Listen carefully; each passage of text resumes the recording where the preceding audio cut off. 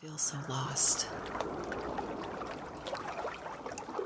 Joseph, have I ever told you what my mother was like?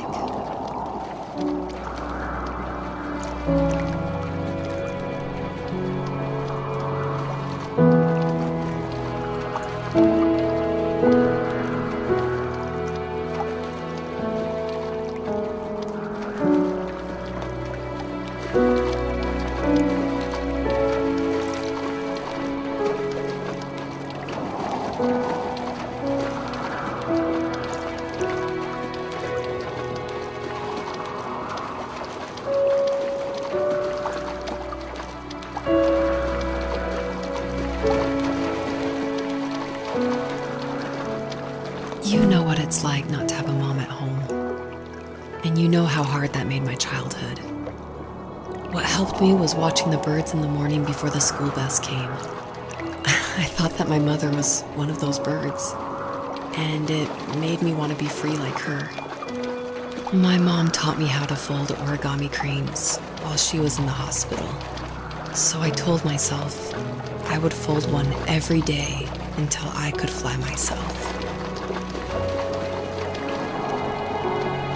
I think we both have always loved animals, and for me that love started with a dog. Sometimes this Rottweiler would come up to our property line and wait at the fence for me, but only once in a while. I was sure to check every day immediately after school, and it usually ended in disappointment.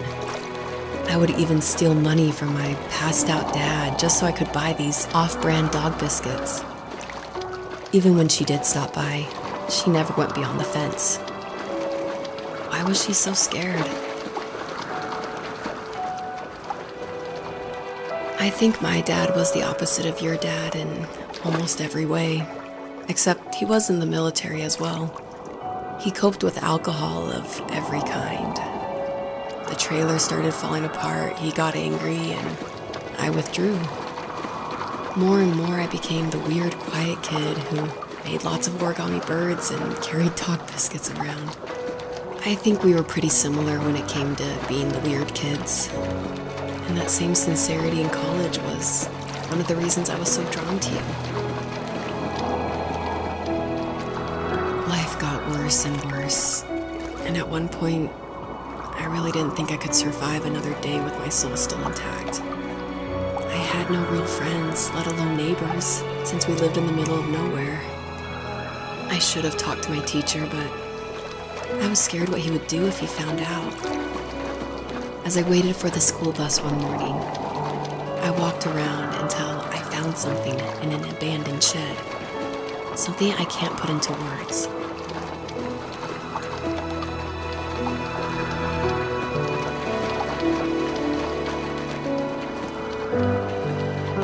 I summoned courage I didn't know I had, and I broke into my dad's room and found the key to the shed where he had locked my bike. I'll never forget that feeling. The wind rushing by my ears as the sun rose over fields of wheat. I was flying for the first time.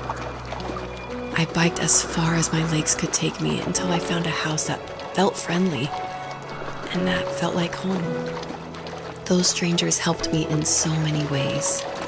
And if it wasn't for them, I wouldn't have found my foster family. And if it wasn't for my parents, I wouldn't have met you. You have strength, Joseph. And you're not as alone as you think. It's all just so pointless. Just waiting for life to happen. It's like having the home I always wanted is cursed out of my reach. The thought of being a parent myself. How could I do that when I couldn't even be a good son? I'm sorry. I know what you're saying. I just don't know how things will work out. These quiet hours will turn into years. We'll wonder which roads passed us by. Then we'll forge a new road together. Besides, I discovered for myself that one fateful morning where any hopeful road leads to.